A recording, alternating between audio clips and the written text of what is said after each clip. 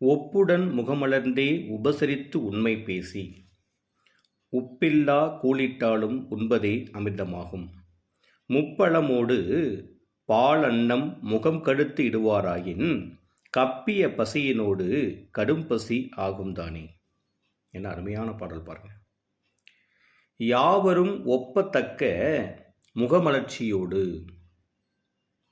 உபசாரம் செய்து உண்மையான மொழிகளை பேசி உண்மையை பேசி உப்பில்லாத கூளை வார்த்தாலும், உப்பே இல்லாத கூளை கொடுத்தா கூட அதை உண்பவர்க்கு அமிர்தமே ஆகும். அதை விட வேற என்னடா இருக்குது, அதுதான் அமிர்தம்னு சொல்கிறார்.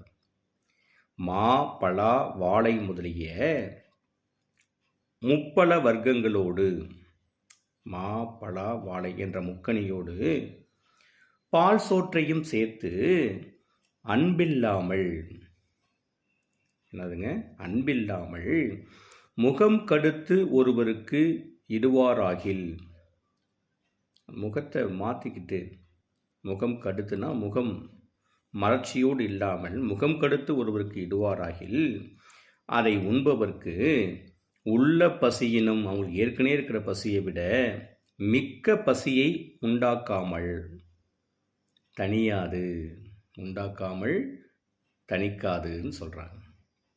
அப்போ இன்முகத்தோடு உணவளிக்க வேண்டும்.